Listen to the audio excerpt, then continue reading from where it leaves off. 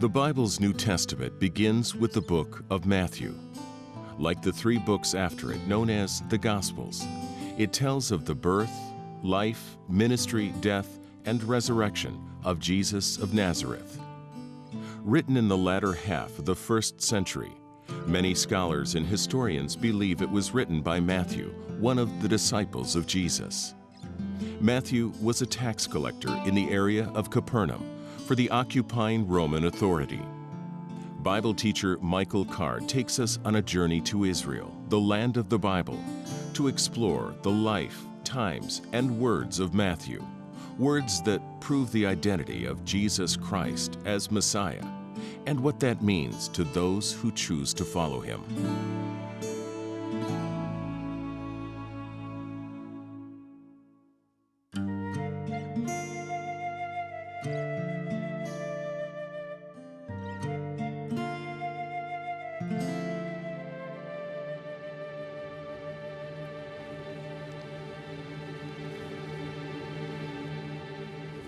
Imagine with me Jesus and the disciples making that long trip down from Galilee, down the Jordan Valley. And night after night, as they look up into the night sky, the moon is getting fuller and fuller and fuller. It's almost like a clock, a time clock, because Jesus knows when that moon is completely full, it'll be Passover, and the time for the arrest and all that follows will come. So they finally make their way to this place, the Garden of Gethsemane. It was a big industrial farm, really more than a garden. But they're safe there, and they can sleep in the shade of the trees. Jesus leaves 8 of his disciples at the gate as lookouts, and he takes the 3, Peter, James, and John, farther into the shadows with him. It's one of the most personal moments. He really confesses that he needs them. He needs their presence. And so Jesus goes to prayer and he falls down. He's begging the Father to take the cup away.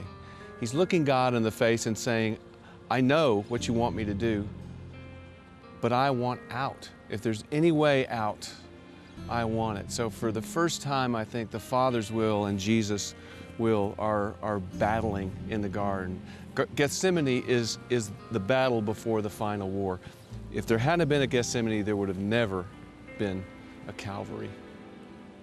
So he goes to prayer, and in the midst of his suffering, he thinks of the disciples, and he goes and checks on the 3, and they're asleep. And this happens 3 times. He confronts Peter, and in the Gospel of Mark, we're told Peter didn't even know what to say. He was so embarrassed, he was so sleepy, so tired.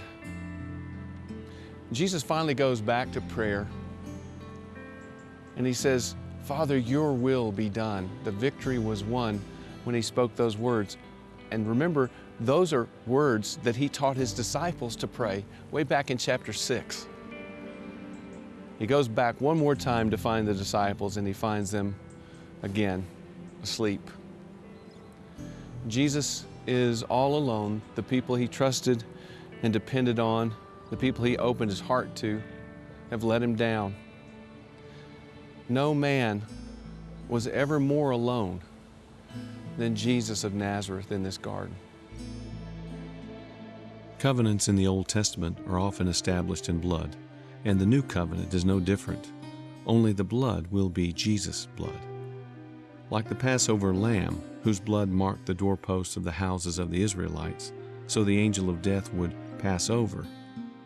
Now Jesus, the Lamb of God, will mark them with his blood, so they will never see death.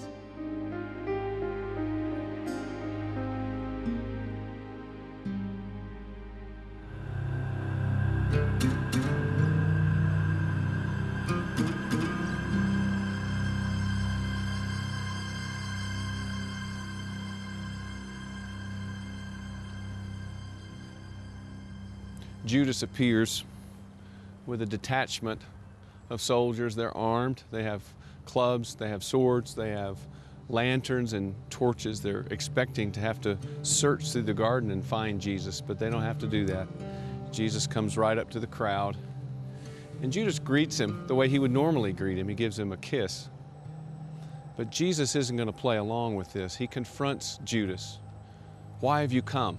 he says. But Judas doesn't provide an answer. The soldiers move in, and John tells us they tie Jesus up, tie his hands behind him probably. At that point, one of the disciples, Matthew doesn't tell us who it is, but John, decades later, tells us it's Peter.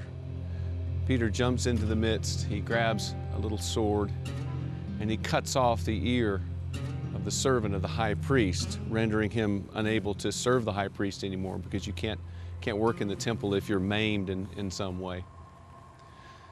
But Jesus stops Peter. He says, "Don't you understand that I have 12 legions of angels?" He's just been speaking to one of the angels who was trying to comfort him in the garden. A legion is from 4,000 to 6,000 soldiers. Jesus says, "I have 12 legions, a legion for each one of the disciples, 72,000 angels." That's enough to deal with this mob, I think. In fact, that's enough to take Jerusalem back from the Romans. But Jesus hasn't come to fight the Romans. He hasn't come to kill the Romans. He's come to die for the Romans and for you and for me. Everyone flees, the disciples run away, and Jesus is left in the hands of the mob.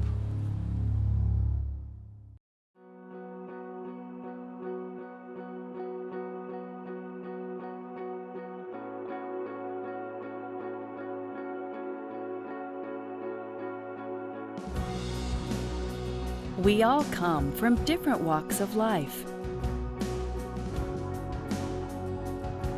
We all face different concerns.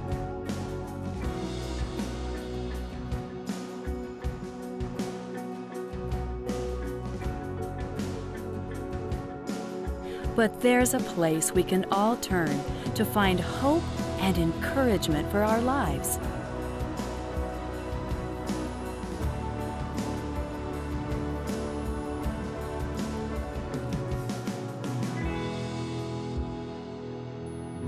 Take the time to know God with our daily bread.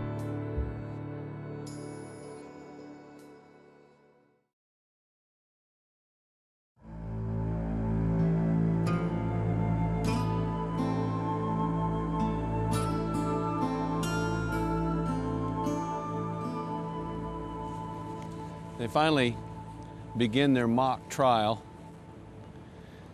But from the beginning, it doesn't go well. It's hard to harmonize lies, and all the false witnesses can't seem to agree.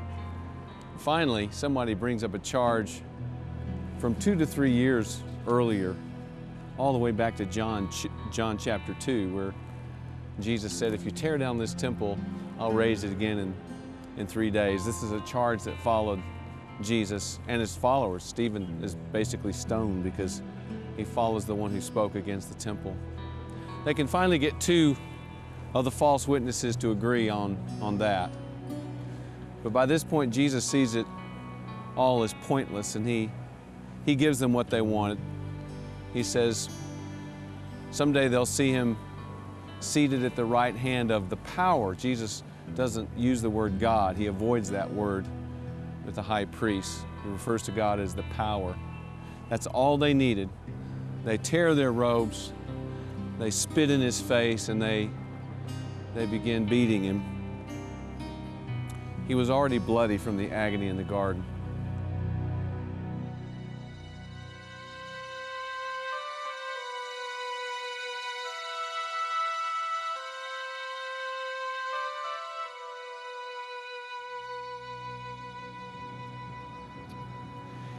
It's difficult to know just how much Peter could see from where he was, sitting in the courtyard with all the temple guards. Luke 22 tells us that at one point his eyes met Jesus, so they must have been able to see each other somehow. What happens is, first when Peter's coming into the courtyard, someone asks if he's one of Jesus' followers, so he's recognized right off. A few minutes later, someone else recognizes him as a follower of the Nazarene, another one of the names for Jesus. Then a whole hour later, someone recognizes his Galilean accent, and Matthew is the only one who makes mention of the Galilean accent, and Peter's exposed. He calls curses down on himself and denies even knowing Jesus. And Jesus had predicted this, we know, before. And then it happens. A cock crows. It's an indication that the prophecy that Jesus made, that Peter would deny him 3 times, when he had affirmed that he would never deny Jesus. But now, a few hours later, he's denied him 3 times. The cock crows, and Peter bursts into tears. Now, 2 people denied Jesus this night, Judas and Peter. And Judas tried to fix things. He tried to return the money on his own power. He tried to make things right. But Peter, with that spiritual intuition he has, realizes of all he's done, there's only one thing that he can do, and that is weep.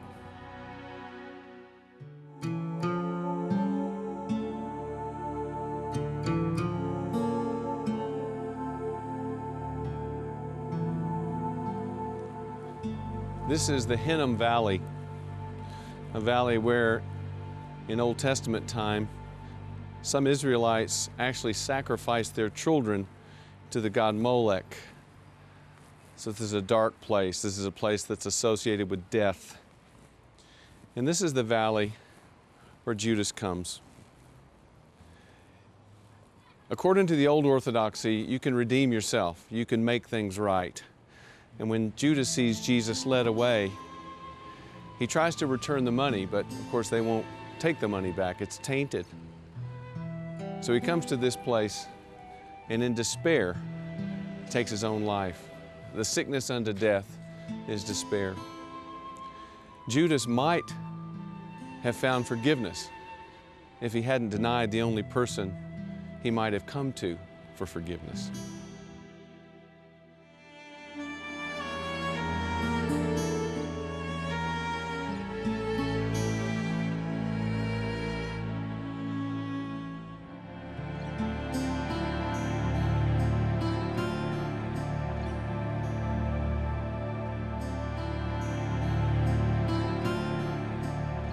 We're underground, the ancient city of Jerusalem, in the area of the Antonia, the fortress that Herod the Great built and named after his patron, Mark Antony. If you come to Jerusalem and you want to actually walk where Jesus walked, most of the times you have to go very deep, sometimes as much as 70 feet deep. We're not that deep now, but we're definitely underground. It's pouring outside. Maybe you can hear the rain.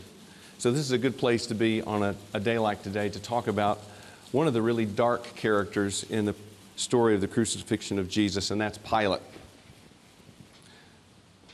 But behind Pilate is an even darker character. I think he's the most important New Testament figure whose name you don't know because he's not mentioned in the Bible. But he's the power behind Pilate. His name is Lucius Sejanus. And he got Pilate his governorship. Lucius Sejanus was the second most powerful man in Rome. Tiberius is emperor. Sejanus is his right-hand man. And as Tiberius withdraws more and more from his duties, Sejanus becomes more and more powerful. He finally tries to stage a takeover. It's exposed in 31, and Sejanus is executed. So shortly after that, Jesus is brought to Pilate. And now imagine Pilate's position. His job is on slippery ground. His advocate, his patron, has just been executed. So all Pilate wants to do is make as few waves as possible. And that's what's behind the trial of Jesus in Pilate's mind. He wants to be rid of Jesus.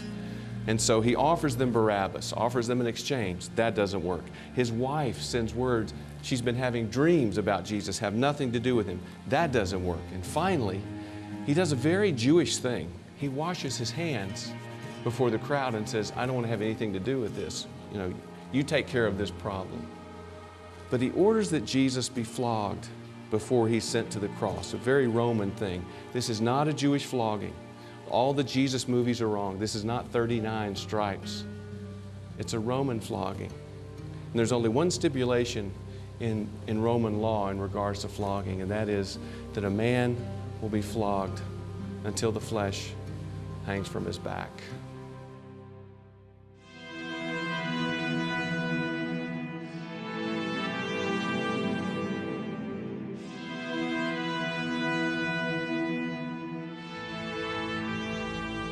Jesus has been handed over to the Roman soldiers to be flogged.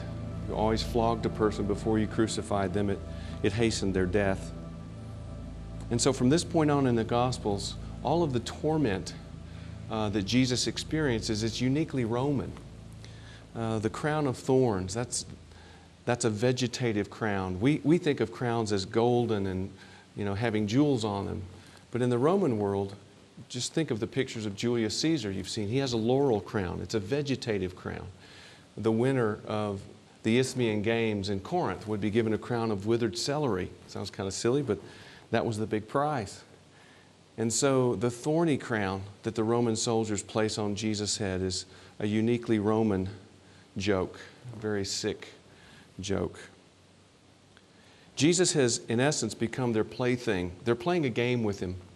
We know of about 70 different board games from ancient Rome. They love to play board games. You see the boards scratched in the pavement all over ancient Rome. And one game was called King. And you would take your piece, and as it moved around the board, at one point it would be robed, at one point it would be given a scepter, and then finally, just like checkers, when you go all the way across the board, it would be crowned, and you'd win the game. If you look at the mockery of the soldiers, it's as if they're moving Jesus around that board. They put a robe on him. They give him a scepter, which they will later beat him with, and then they finally put this crown on his head. He's covered in their spit, and he's covered in his own blood by this point. He's utterly cut off. And here on the floor are some of the outlines of some of these ancient board games.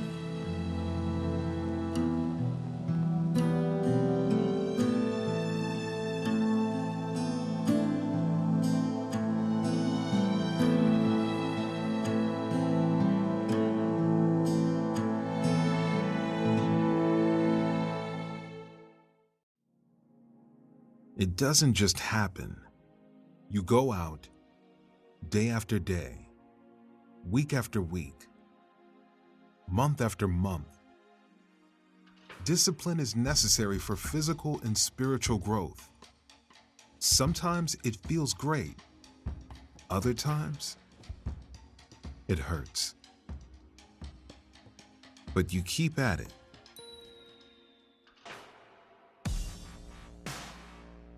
It takes time.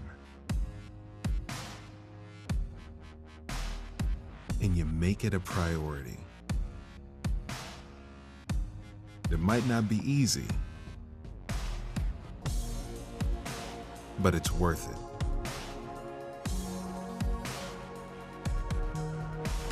Our Daily Bread can help you connect with God daily. Visit odb.org/fitness to learn more.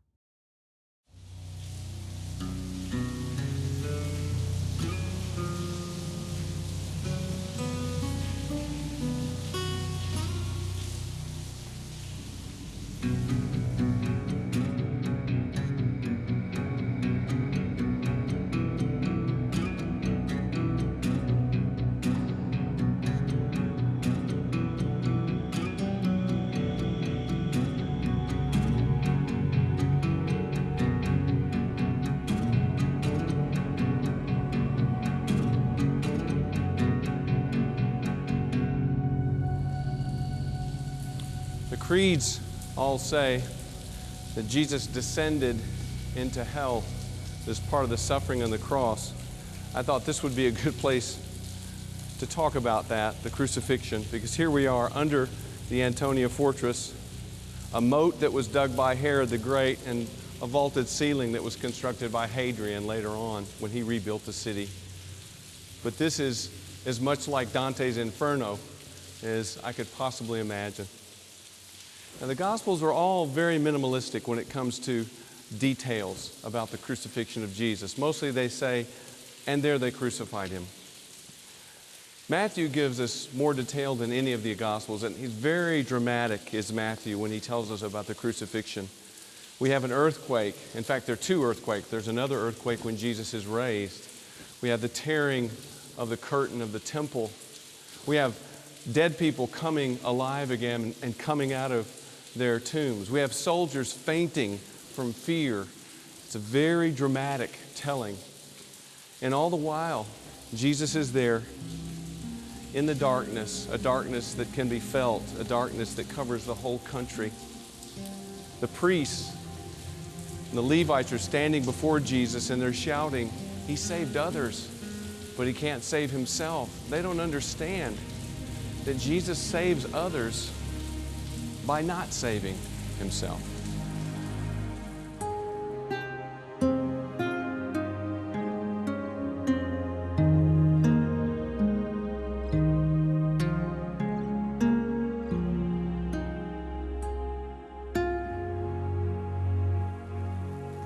It is a vast oversimplification to look at the Gospels and say that everyone in Jewish leadership is bad. It's just not true. It's more complicated than that. There were at least two men, probably more, who were followers of Jesus already. In fact, one of them goes to Pilate and claims the body of Jesus, goes boldly, says Mark, to Pilate and claims the body of Jesus. His name was Joseph, and he's from the nearby village of Arimathea. He takes the body of Jesus and wraps it and puts it in his own tomb, which was a tomb like this. This is a tomb of a wealthy person, first century tomb, just outside of Jerusalem. Now in Judaism in Jesus' day, we had two-stage burial. The body is taken, it's perfumed, wrapped in linen, and laid in a tomb for about a year. This allows for decomposition and the flesh rots away. About a year later, you come back, stage two of the burial. The bones are washed. They're put into a bone box. We call it an ossuary. Now, Jesus doesn't need stage two of the burial. In fact, He barely needs stage one. But the tomb that was provided for Jesus was the tomb of Joseph of Arimathea, a very high-placed member of the Sanhedrin, the Supreme Court of the day. Outside, witnessing the burial, are the two Marys, Matthew tells us. And you don't understand Easter, you don't understand emotionally what they've gone through until you see that for these two women, it is simply over.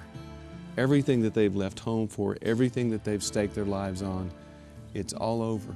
No one's waiting outside the tomb resurrection morning for Jesus to be raised.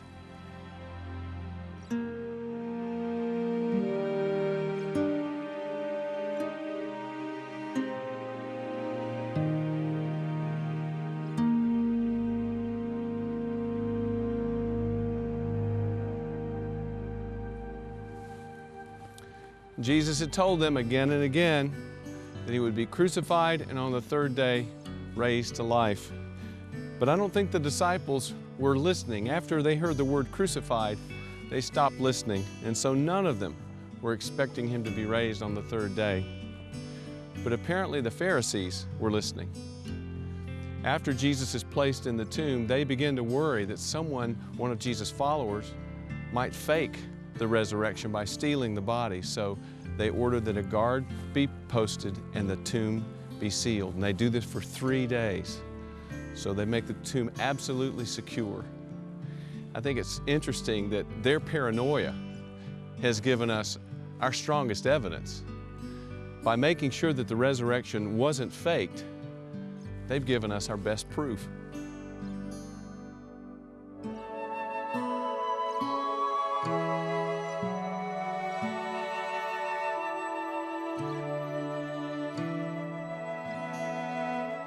In the Gospel of Matthew, in the morning of the resurrection, twice the women are reminded that Jesus is going to meet them back here in Galilee. The angel outside the tomb tells them this, and then Jesus Himself, when they encounter Him outside the tomb, Jesus says, "Go tell my brothers that I'm going to meet them in Galilee." In essence, Jesus is saying, go back home.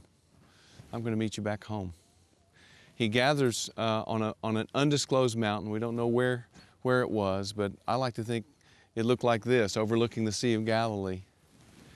And the Bible's very, very honest on what I call the persistence of doubt. They gather around the risen Lord. Matthew says, but some doubted.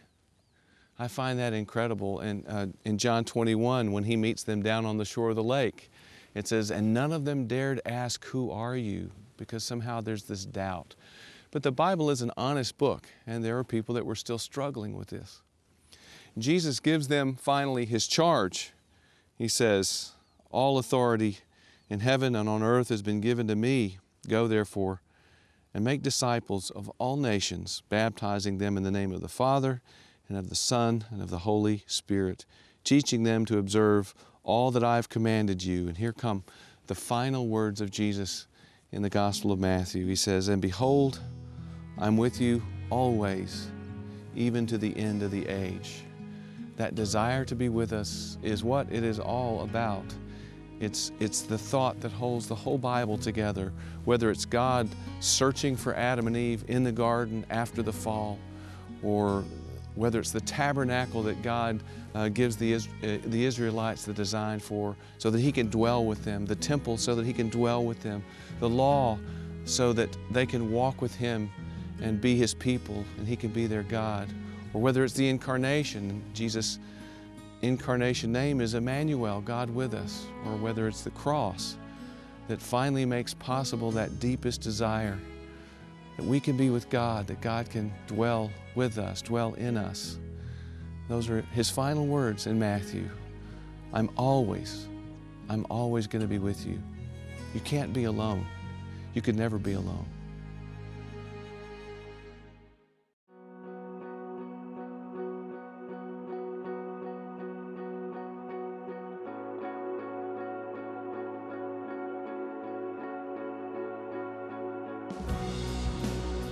We all come from different walks of life. We all face different concerns.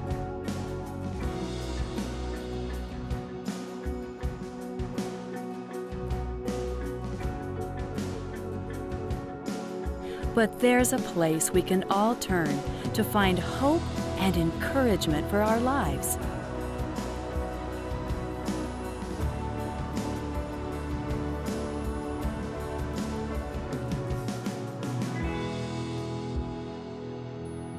Take the time to know God with our daily bread.